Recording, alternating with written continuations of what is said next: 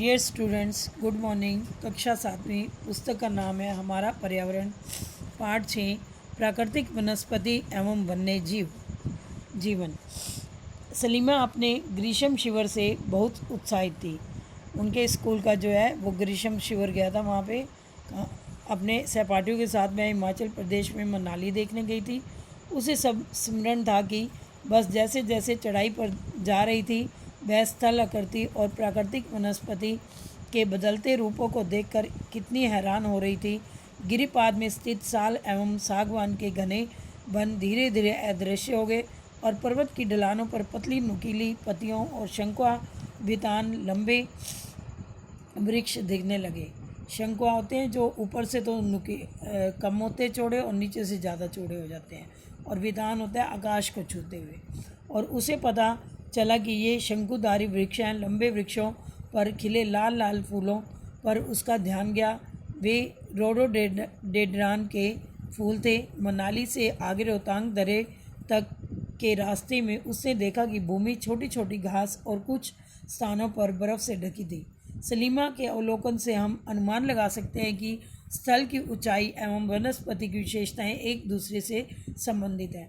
ऊंचाई में परिवर्तन के साथ जलवायु में भी परिवर्तन होता है। जैसे जैसे हम ज़्यादा ऊंचाई वाले इलाके की तरफ जाते हैं तो वहाँ पे हमारा जो है मौसम और संबंधी परिवर्तन भी होते हैं और वहाँ का मौसम ज़्यादा ठंडा रहता है, और इसके कारण प्राकृतिक वनस्पति में भी बदलाव आता है। वनस्पति की वृद्धि तापमान और नमी पर निर्भर करती है। इसके अलावा यह ढाल एवं मिट्टी की परत की मोटाई जैसे कारकों पर भी निर्भर करती है। इन घटकों में अंतर के कारण किसी स्थान की प्राकृतिक वनस्पति की सघनता एवं प्रकार में भी परिवर्तन होता है। आमतौर पर प्राकृतिक वनस्पति को निम्न 3 मुख्य श्रेणियों में वर्गीकृत किया जाता है। नंबर 1 है वन, जो वृक्षों के लिए उपयुक्त तापमान और परिपूर्ण वर्षा वाले क्षेत्रों में पाए जाते हैं या उगते हैं, और इन कारकों के आधार पर सघन व खुले वन विकसित होते हैं। दूसरा है घास स्थल, जो मध्यम वर्षा वाले क्षेत्रों में विकसित होते हैं। कांटेदार झाड़ियाँ एवं झाड़ियाँ केवल शुष्क क्षेत्रों में पैदा होते हैं। सलीमा हिमालय की यात्रा का अपना यह अनुभव अपने पिता को बता रही थी। उसके पिता विश्व के विभिन्न स्थानों पर जा चुके थे। उन्होंने सलीमा को विभिन्न महाद्वीपों के विभिन्न भागों में पाई जाने वाली विविध प्रकार की वनस्पतियों के बारे में बताया।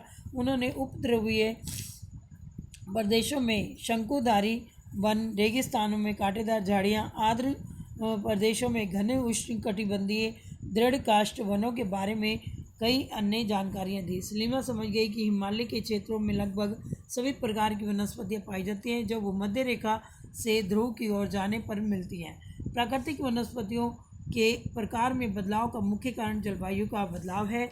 आइए हम विश्व की विभिन्न प्रकार की प्राकृतिक वनस्पतियों, उनके गुण और वहाँ प्रवास करने वाले, प्रवास मीन्स वहाँ रहने वाले वन्य जीव जो कि वन में रहते हैं, उन जीवों की जानकारी प्राप्त करेंगे। उष्णकटिबंधीय सदाबहार वन। इन वनों को उष्णकटिबंधीय सदाबहार वन कहते हैं। ये घने वन भूमध्य रेखा और उष्णकटिबंध में के पास पाए जाते हैं। ये क्षेत्र गर्म होते हैं और पूरे वर्ष यहाँ अत्यधिक वर्षा होती है। चूँकि यहाँ का मौसम कभी शुष्क नहीं होता है, इसलिए यहाँ के पेड़ों की वनस्पतियाँ पूरी तरह नहीं झड़ती हैं। ये बीच बीच में झड़ती रहती हैं और इनमें नए पत्ते आते रहते हैं। कभी भी ये पेड़ मतलब कि पूरी पत्तियाँ एक साथ नहीं झाड़ते हैं, इसलिए इन्हें सदाबहार वन कहते हैं। काफ़ी घने वृक्षों की मोटी वितान के कारण दिन के समय भी में सूर्य का प्रकाश वन के अंदर तक नहीं पहुंच पाता है। ये जो वन होते हैं ज़्यादा घने होने के कारण, गहरे होने के कारण सूर्य की जो किरणें हैं वो नीचे तक नहीं जा पाती हैं। आमतौर पर यहाँ दृढ़ काष्ठ वृक्ष जैसे रोजवुड, आबनूज या महागोनी आदि पाए जाते हैं। उष्णकटिबंधीय पर्णपाती वन। उष्णकटिबंधीय पर्णपाती वन मानसूनी वन होते हैं जो भारत, उत्तरी ऑस्ट्रेलिया एवं मध्य अमेरिका के बड़े हिस्सों में पाए जाते हैं। इन क्षेत्रों में मौसमी परिवर्तन होते रहते हैं। जब भी मौसम चेंज होता है तो यहाँ भी परिवर्तन होता है। जल संरक्षित रखने के लिए शुष्क मौसम में यहाँ के वृक्ष पत्तियाँ झाड़ देते हैं, और इन वनों में पाए जाने वाले काष्ठ वृक्षों में साल, सागवान, नीम और शीशम है। दृढ़ काष्ठ वृक्ष फर्नीचर, यातायात एवं निर्माण सामग्री बनाने में बहुत उपयोगी होते हैं। इन प्रदेशों में आमतौर पर पाए जाने वाले जानवर बाघ, शेर, हाथी और गोल्डन लंगूर एवं बंदर आदि होते हैं। शीतोष्ण सदाबहार वन। शीतोष्ण सदाबहार वन अक्षांश के तटीय प्रदेशों में स्थित होते हैं। ये सामान्यतः महाद्वीपों के पूर्वी किनारों में पाए जाते हैं, जैसे दक्षिण पूर्व अमेरिका, दक्षिण चीन एवं दक्षिण पूर्वी ब्राज़ील। यहाँ बांज, चीड़ और यूकेलिप्टस जैसे दृढ़ एवं मुलायम दोनों प्रकार के वृक्ष पाए जाते हैं। शीतोष्ण पर्णपाती वन। उच्च अक्षांश की ओर बढ़ने पर अत्यधिक शीतोष्ण पर्णपाती वन मिलते हैं। ये उत्तर पूर्वी अमेरिका, चीन, न्यूजीलैंड, चिली एवं पश्चिमी यूरोप के तटीय प्रदेशों में पाए जाते हैं। ये अपनी पत्तियां शुष्क मौसम में झाड़ देते हैं और यहाँ पाए जाने वाले पेड़ हैं बांज, ऐश, बीज आदि। और हिरण, लोमड़ी, भेड़िए यहाँ के आम जानवर हैं और फिजेंट और मोनाल जैसे पक्षी यहाँ पाए जाते हैं। भूमध्य रेखीय वनस्पति, सागरीय वनस्पति। आप जान चुके हैं कि महाद्वीपों के पूर्व एवं उत्तर पूर्वी किनारों के अक्षांश भाग शीतोष्ण सदाबहार वन और पर्णपाती पेड़ों से ढके होते हैं। महाद्वीपों के पश्चिमी एवं दक्षिणी किनारे पश्चिमी किनारे भिन्न है। यहाँ भूमध्य सागरीय वनस्पति पाई जाती है। यह अधिकतर यूरोप, अफ्रीका एवं एशिया के भूमध्य सागर के समीप वाले प्रदेशों में पाई जाती है, इसलिए इसका नाम यह पड़ा। ये वनस्पतियाँ भूमध्य सागर के बाहरी प्रदेशों जैसे संयुक्त राज्य अमेरिका के कैलिफोर्निया में, दक्षिण पश्चिम अफ्रीका, दक्षिण पश्चिम दक्षिण अमेरिका और दक्षिण पश्चिम ऑस्ट्रेलिया में पाई जाती हैं।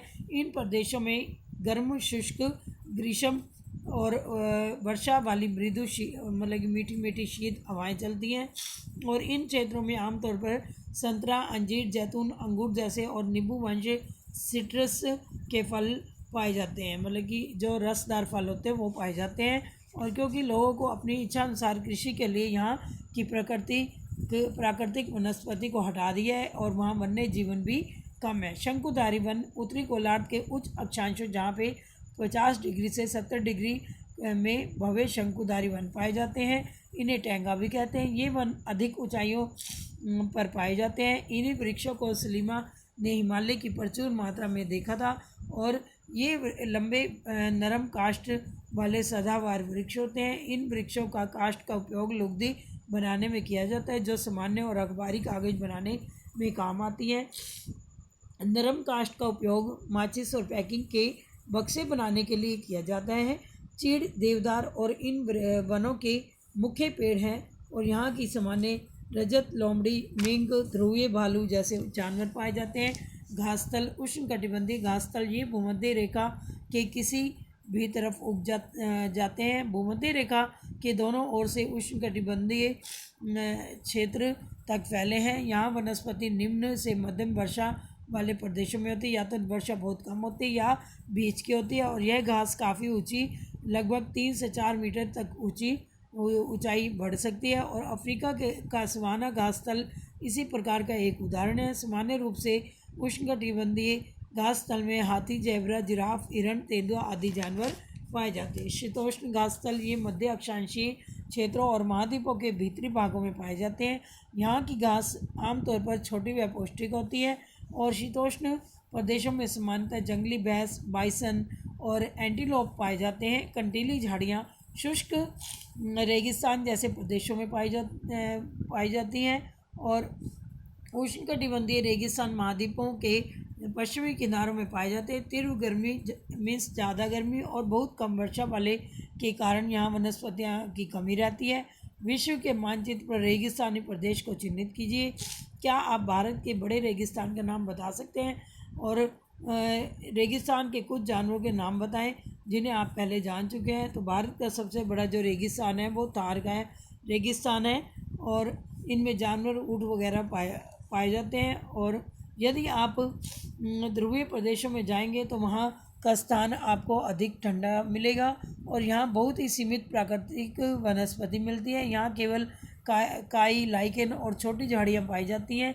ये अल्पकालिक ग्रीष्म ऋतु के दौरान विकसित होते हैं, मतलब कि जब ग्रीष्म ऋतु का टाइम होता है थोड़े समय का, तब ये विकसित होते हैं। इसे टुंड्रा प्रकार की वनस्पति भी कहा जाता है और ये वनस्पतियाँ यूरोप, एशिया, उत्तरी अमेरिका के ध्रुवीय प्रदेशों में पाई जाती हैं और यहाँ के जानवरों के शरीर पर मोटा फर या मोटी चमड़ी होती है और जो उन्हें ठंडी जलवायु से सुरक्षित रखने में सहायता करती है। और यहाँ पाए जाने वाले कुछ जानवर हैं सील, वालरस, कस्तूरी बैल, ध्रुवीय उल्लू, ध्रुवीय भालू और बर्फीली लोमड़ी।